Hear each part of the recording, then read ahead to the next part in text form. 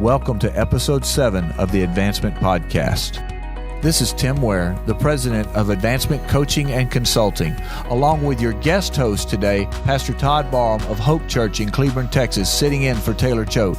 Today we'll be discussing practical insights for pastors and church leaders to advance you, life, work, and your ministry. Are you ready to advance? The sponsor for today's episode are our friends at Best Facility Services, answering janitorial needs across the Dallas-Fort Worth area. Todd, thanks for being with us today. Taylor's out with stomach virus, and we didn't really want him here. Yeah, I understand. So thank you for just filling in on short notice like this. Crystal let you go. Yep. Just coming back from Cuba. That's a big feat for her. So it's true. That's right. You were just in Cuba. Thanks, baby. I love you. And when this podcast episode airs in 14 days, you'll be 2 days away from being the father of 4. Yeah. Your fourth is going to be born. We're going to have baby Jonah. It's going to be awesome. So I gave him a Southern name. It's Jonah Wayne. It's a good Southern name, man. There's so many things that go through my mind with that. Yeah. Oh my goodness. But anyway, so glad for you to join us. It's good to be here. Good to be here. Always love to be with the great Tim Ware. The great Tim Ware. My gosh.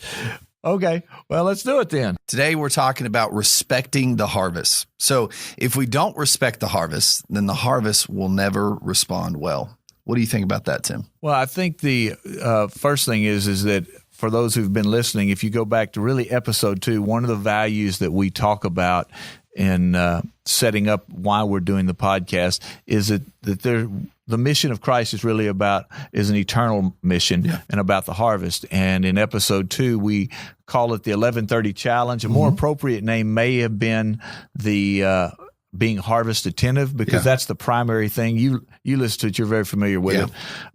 Though I do want to make a comment. We did the 1130 challenge piece, and in the 1130 challenge was have your reminder go off on your phone every day to think about the loss, think about the harvest. But then there's also the component of, oh my goodness, do something on 1130. Yeah. And Rachel and I have guests. We call it neighbor night. You know, when you live in the middle of the country, you don't have neighbors that are close, but we scheduled it out. We're working on the harvest. And so all day barbecue. Oh, wow. On Friday, so that we'll be ready. Brisket and ribs. If I have any extras, maybe I'll bring you some. I was about to say, when was my invite? I didn't get invited. That day's coming. You got to get past the baby first. Well, we can bring the baby. I know. If there's food involved. I know. Well, then we will bring the baby. Okay. Anyway, so that component is taking place, but we talked about being harvest attentive, and what we're doing now with this topic is kind of continuing down that journey. Yeah. Because, all right, let's just take that idea. I can be attentive to the harvest, which is more than being seeker sensitive. Yeah. But if I'm just attentive to the harvest, it doesn't necessarily paying attention to it doesn't necessarily determine how I treat it. Right. So the idea of respecting the harvest is what we want to talk about today. The agricultural, let me just kind of go with an agricultural, because this all comes out of Jesus talking about the harvest and talking about those things in the scripture. So from an agricultural perspective, I can't just grow anything. Right. In the ground here in North Texas, not everything grows well. If I choose to plant pineapples that are native to Central America and tropical areas, then I'm going to actually have to do something to the soil. To respect the harvest means I'm going to have to do something different because of that harvest. Yeah. I have a guy that out where we live, these guys farm hay as well as raise cattle and things. And I have a guy that I was talking to on his property because of where his different hay fields are. If you want to fertilize them, what you do is you take a soil sample and you go down to the place and they say, okay, you need this, and you tell them what you're growing, and they say you need this. So for the same type of hay in 3 different fields on his property, he needs 3 different fertilizers because one's down by the river, one's up in the rocky area. And that's a lot of work to have to get three different. It'd be easier to do one thing. Yeah. So is what you're saying that some churches are more suited to reach a certain harvest than others? Well, I do think that's true. I think that, there are some people that I'm more equipped to reach naturally than you're equipped to reach. But I also would say that sometimes that does not determine exactly who I'm going to encounter. Right. I was thinking about this as I was driving in today. And when you talk to people when you start talking about sowing seed and witnessing and sharing your faith and working in the harvest field, a lot of people like to go to Matthew and the parable of the sower. It's kind of funny because I heard somebody say, well, only 25% of my seed's going to be good. Yeah. You've got a degree in theology. Is that theologically accurate? Yeah. It's not. Well, I guess it is because, they base it on the premise that one, some of the seed falls on the stony path. Yeah. Some falls on the rocks and doesn't have much root, and some falls in the area where there's thorns, right. And some falls on the soil. Yeah. I guess I'm just the optimist from the standpoint of that there's hope for everyone. But I get what you're saying. It's not necessarily the case. Well, I don't think that's a theologically accurate statement because what it says is that's a bad farmer. Right. Yeah. Because a good farmer is going to have plowed the field, and he's going to know that most of the place he's throwing his seed is good ground. Right. He's worked it. Yeah. So I think to your point, as a church or as an individual, as I go out, there is certain soil that I prepared. Yeah. And I expect to harvest. And because it's natural to me, it's natural to where I am. Yeah. Well, I found with the harvest that people tend to congregate with other people that are alike them. And so it's easier for people to get around, minister to people that are like them. It's when we struggle is when we are called to minister to people that are different than us. So how do we make that adjustment? Well, I think one thing's for sure is, all right, being a believer versus being a person of faith in Christ and a person who's not following Jesus, the reality is there's already a difference. Yeah. And so as a musician, you connect well with musicians. Right.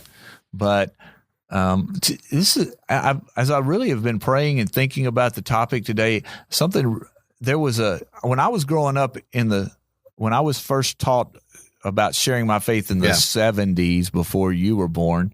Yes, way before I was born. Yeah, we're not going to talk about how far before you were born. They taught us, we memorized the Roman road, we memorized these things, and no matter what you did, you were knocking on the doors, you were walking the street. It was a little confrontational. Yeah. They taught us confrontational evangelism, which I'm not going to necessarily deny can have fruit, but in this confrontational, we were treating everybody the exact same. Yeah. And no matter if it was Todd or Marco or who, we'd put them in this box and we'd walk them down this I could walk you down this road and it was going to work every time. And it didn't matter if you were over here, I was going to pull you into my box. Right. And it doesn't always work that way. Yeah. And today's world, in today's society, there's such a huge value on personal values and on individuality and on diversity. So I can't assume that I can just put everybody into a box. Right. So the idea of respecting the harvest means, okay, I actually have to start with respecting Todd for who Todd is. Not necessarily Todd's political views. Right. Because they could be substantially different than mine. Oh, sure. Well, and I think that's where we are in a culture. Most of our culture wants to know that we care about them. They don't want to know what we have to offer them until they know that we care. And I think that comes back we're using the word respect, comes with an admiration. Like we care for the harvest. We love them. We want to. And I think sometimes as the church, sometimes we view the harvest as something that we have to deal with or something that we have to kind of like we deal with exercise. We do exercise because we know it's good for us, but we don't necessarily like to exercise. So how do we make the harvest feel like we really care for them? Well, I think we chose the word respect. Obviously, you're filling in. You weren't in the production meeting, but we chose the seat of my pants. We chose the word respect very specifically, and I've used it in some other contexts. And I've had some people say to me, "I don't respect those people." Yeah. I'm just going to use an example. I've heard the story of a pastor who said, "I couldn't pastor a Democrat." Yeah. And you go, I think, especially when you realize that the word, you said it already, that the word respect is defined as having admiration for. Yeah. So how do I have admiration for someone who's living a life that's completely different? That completely contrasts with my life of faith. Right. As I began to ponder that, because I got pushback from somebody, I began to ponder it, and I ended up in John chapter 8, and Jesus is talking about those who choose to believe. Right. The reality is, my respect does not have to be for their earthly position, but I can respect them because Jesus died for them. I respect them because Jesus actually gave them a choice. Right. I mean, that's a pretty significant thing, that they were created with a choice. I have to respect their choice, whether they choose an eternity that make a choice that's going to push them towards an eternity with Christ, or an eternity by our theology, an eternity in hell. And I think if I have to respect their ability to choose, it keeps me from pushing too hard. Right. It keeps me from if we go back to the agricultural piece, I can try and force something to grow in an environment it won't grow in. Yeah. But I will diminish the harvest, or maybe get no harvest at all. Yeah. And so for me, the first thing about respecting the harvest is, one of the things about that you talk about a lot at your church is living life. Right. With people. Mm. And all right, so here's a little background. I don't even know if I told the team in our production meeting, when we were first getting ready to do this, I typed a thing out on Facebook and said, "Hey, I'm looking to start a podcast, and what are some topics?" Yeah. And I have a guy that I went to high school with a long time ago, and back in the Stone Age. Yeah. Yeah. It's true. It's so true. Anyway, so he self-proclaimed atheist, humanist, not connected to faith, but we're friends. Yeah. And he's brilliant. He's a brilliant guy, great heart of compassion, far left-leaning politically. But he's the one that said, "Could you do something on tolerance and respect?" And, then we had a dialogue, and the reality is, because he's not a person of faith, he's been hammered by people of faith. Sure. Because of his political stance. And, it just made me realize he's felt disrespected by the church. Right. And by believers. Yeah. No one said, "I love you enough to respect your position." Right. So here's the bigger piece. I think if we look at people from a eternal perspective, right, if we keep the eternal component in play,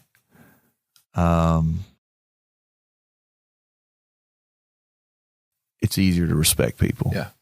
Well, one thing that I've learned from the psychology world is it's never offensive to someone if you talk about yourself.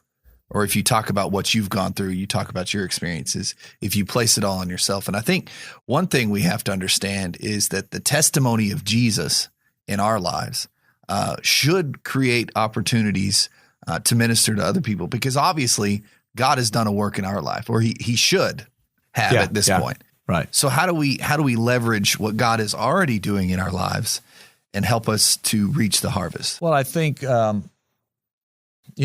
let's just unpack that for a minute. You and I both are, we have a huge value of the harvest. Yeah. be honest. When I look at Scripture, I realize that Jesus was very hard on the church people. Yeah, real hard. he was hard on those knuckleheads. I'd love for Jesus to come and wreck shop on the church people these days, man. Especially during this political season. Oh my gosh! As I thought about this topic, it's been very hard for me to not think about the political piece. I mean, it's a, but here's what one of the reasons that political thing I think irks you and I so much is that we're making assumptions. We're allowing temporal issues to override the eternal issues. Yeah. And we're basically being defined by what we're against instead of what we stand for. And what we stand for, and talking about the testimony of Jesus, what Jesus has done in our lives is so much better, is so much more attractive than what we're against. And we leverage the card of what we're against instead of leveraging the card that's worth it all, that Jesus died for you and loved you regardless of what you believe. Yeah. And we don't leverage that. I think also if we live life together with people, Taylor not being here, but I'm going to steal his thunder a little bit. Okay. His 11:30 challenge, the people that he and Morgan were trying to reach, they've actually already made a choice to follow Christ. They've already crossed the line of faith and to faith in Christ. But these are people he met at the dog park. They were just friends, and because they were eating together, they were having them over to their house. They're just all because of the dogs. Yeah. Was where they met. And this couple, and you hear, Taylor tell the story. He says they're just like, okay, something different about you. Right. We don't have to preach for years. When I was in the secular world, when I was working in an environment, a corporate environment, just the way I live, people would go, there's something different about you. Yeah. I wish I had time to tell so many stories about this, but the truth is they would say, okay, eventually those people go, okay, so tell me about this. You and I have talked in the past about when people begin to get close to faith. How do we know is when people start asking questions. Right. And the reality is I respect them enough not to push my faith on them. Right. I'm just going to be who I am. Yeah. I'm going to respect them enough to live honestly as who I am in front of them. I'm also going to respect them enough that when they are curious, I'm going to answer in the best way possible. Yeah. Oh my goodness, I'm looking at the time over there and I realize Tim, you're worried about the time. So let's talk about some practical piece. Well, okay. What are some practical pieces they can take home on how they respect the harvest? Well, I think there's two pieces in this though. Okay. We've been digging into the why behind this so much. We haven't, because I think it's important that we as leaders talk about how we do it personally, but there's a second conversation that goes with respecting the harvest, because if Todd can respect the harvest individually, but how does a congregation respect the harvest? How does an organization? Kind of two different things. So since you're here and Taylor's not here, sorry, Taylor. Sorry, Taylor. Why don't big shoes to fill? Well, let's hang over. You have time to hang over, and let's go ahead and record another episode after this, and let's wrap this one around how do we do it personally. Okay, and then we'll come back to some things on how we do it on a corporate level. Okay, so the testimony of Jesus in our life. Yeah, I think the first thing that I would say is on a practical level is extend grace. Yeah. For me, on a personal level, my older brother was an addict, still is. He's in recovery, but I'm always drawn to people that have addictions.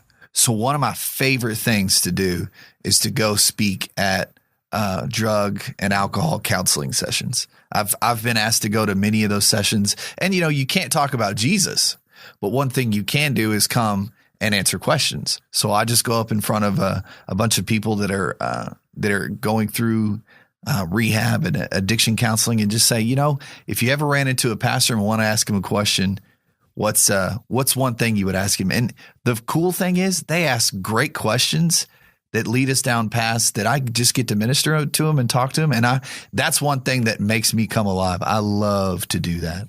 Well, I think there's a certain piece in this when we're doing it from a leadership position, but when we move into those individual relationships, I'm gonna send my friend a text and say, hey, we recorded an episode. I don't know. I'm trying to go down respond to some of your things, because the reality is I don't think most of the American church has grace for people who are not people of faith. Oh yeah, sure. And it's easier when I'm on. Yeah. When I'm in the pulpit, I have to be on. But there's something about, what about when it's just me on the golf course? Yeah. Here's just a crazy thing, Todd. As I work with churches, I go to the churches all around the world. Yeah. And it's crazy how many people, they're Christians, and once they become a Christian, or they've been Christian so long, they don't even have friends who don't know Christ. Yeah. So when they've misconstrued this Pauline thing. Yeah. Paul made this statement, about coming out from among them and being separate, but Jesus never said that. Yeah. That is something about transformation in your life, coming out of the sin, but not separating yourself from them. Do you find yourself sometimes, and I've got a couple guys that I talk to that are far from Jesus, and I'm working on them. Do you ever find yourself, because one of these guys in particular has an opinion that is very contrary to those that call themselves followers of Jesus. Do you find yourself sometimes apologizing for the bad behavior of other followers of Christ because they've been so hateful to this person, and now you're trying to come in and sweep up the pieces that they've created? Seems like that's what I do all the time. Yeah. Seems, so this friend I was telling you about, I read he's one of many, but because he actually brought this topic to the forefront, I read his Facebook posts, and there's things I go,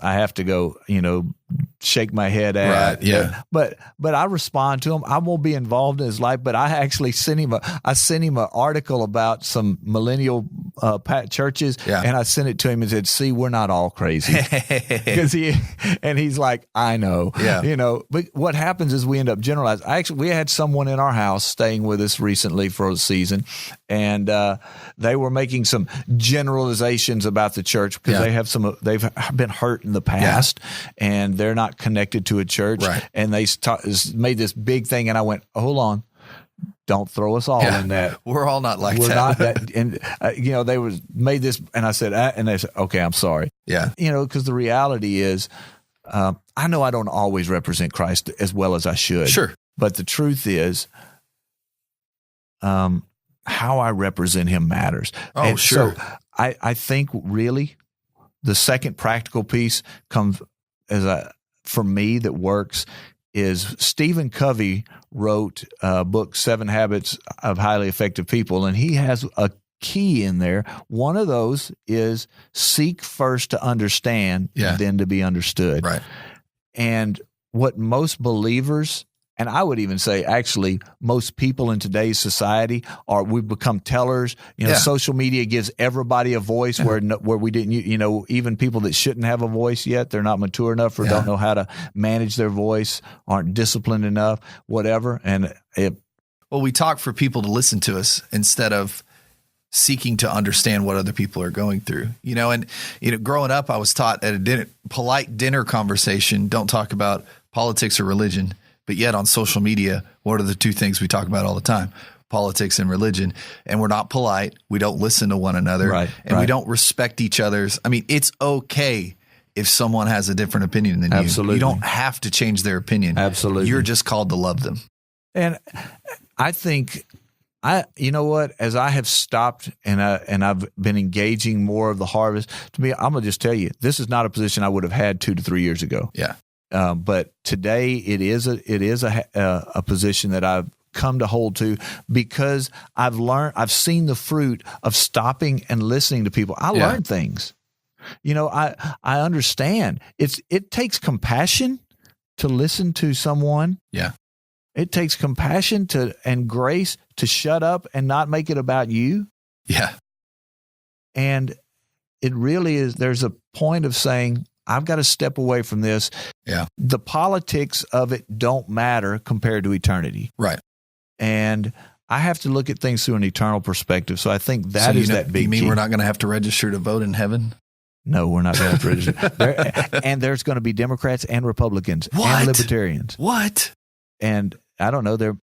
I don't know. I'm not even going to go there. You think the Green Party might be in heaven? Well, seeing as how the gospel thrives even in communist countries, Yeah. I'm not going to say who's not going to be there. It's amazing. Yeah. Jesus, that's Jesus's decision. That's not mine. Yeah.